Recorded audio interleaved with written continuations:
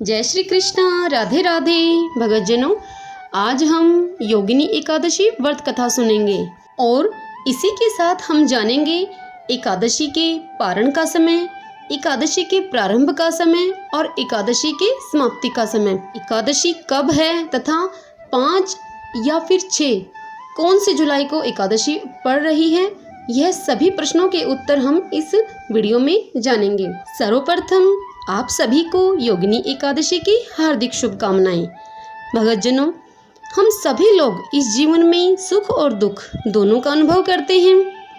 दुख को कोई नहीं चाहता, परंतु सुख की अभिलाषा सभी करते हैं। क्या हम सच्चा सुख और दुख जानते भी हैं कि यह क्या है?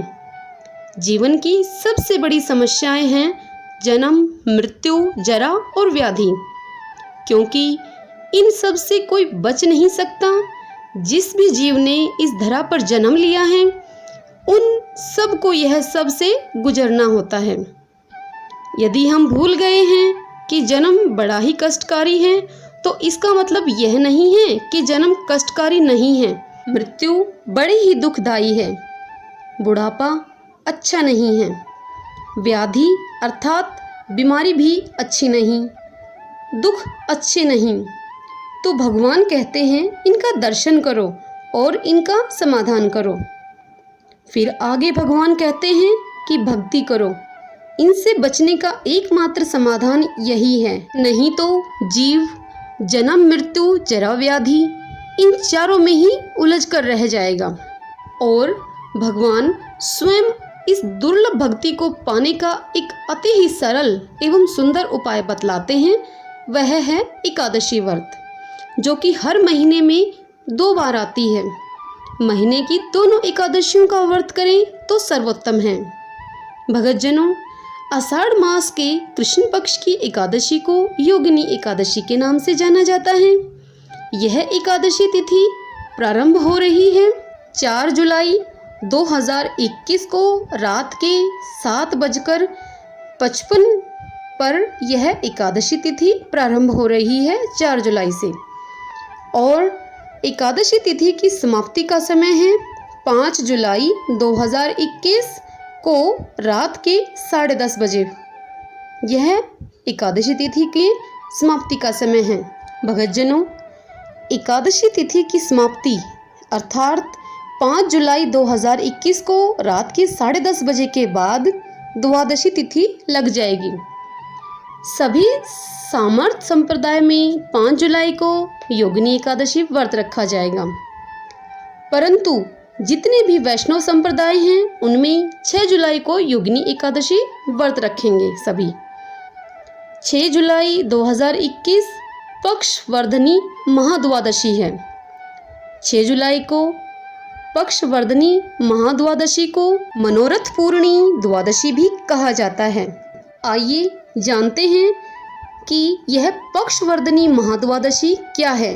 भगतजनों, यदि अमावस्या या पूर्णिमा में 2 सूर्योदय आ जाएं, तो एकादशी के दिन उपवास न करके द्वादशी के दिन उपवास किया जाता है।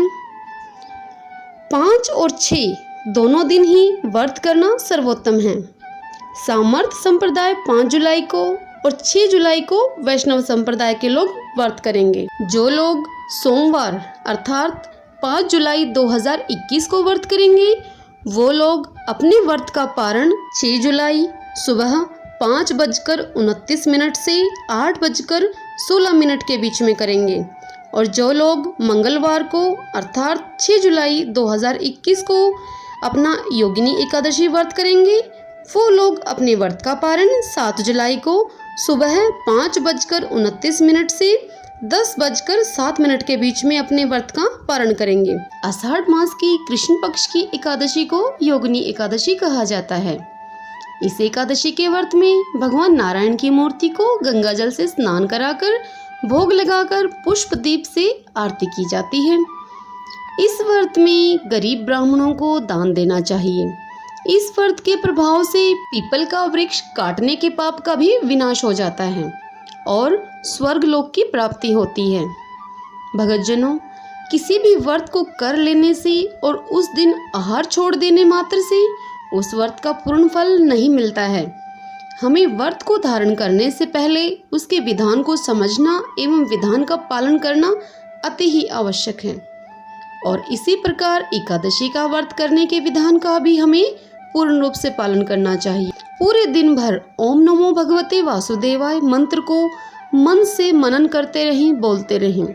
इस दिन भगवान विष्णु के सहस्त्र नाम स्तोत्र, विष्णु चालीसा आदि अवश्य पढ़ें और या फिर सुनें। तत्पश्चात तुलसी जी की पूजा करें, तुलसी जी की कथा सुनें, तुलसी जी की आरती करें। शास्त्रों में ऐसा बताया गया है कि तुलसी जी भगवान विष्णु को अत्यंत ही प्रिय हैं और इस प्रकार एकादशी का दिन अपना बिताएं। तत्पश्चात रात्रि को जागरण करें। आइए अब योगिनी एकादशी व्रत कथा सुन लेते हैं। प्राचीन काल की बात है, धन कुबेर के यहाँ एक माली था जिनका नाम था हेम। वह प्रतिदिन भगवान शंकर की पूजा के लिए मानसरोवर से फूल लाकर धन कुबेर को देता था। एक दिन वह अपनी स्त्री के साथ कामोन्मत्त होकर विहार कर रहा था और इस प्रकार उसे फूल लाने में देरी हो गई। कुबेर ने क्रोध में हेम को कोढ़ी हो जाने का श्राप दे दिया। श्राप के कारण अब वह हेममाली कोढ़ी बन गया। इस रूप में वह घूमता हुआ मार्कंडेय ऋषि के आश्रम में जा पहुंचा। मार्कंडेय ऋषि ने उसे योगिनी एकादशी का व्रत रखने का उपदेश दिया और व्रत के प्रभाव से हेम स्वस्थ हो गया तथा दिव्य शरीर धारण करके स्वर्गलोक को चला गया। ओम नमो भगवते वासुदेवाय। भगतजनों, यदि आपको यह वीडियो पसंद आई हो तो इसे लाइक कीजिए, शेयर कीजिए और चैनल को भी सब्सक्राइब कर दीजिए। जय श्री कृष्ण, राधे राधे।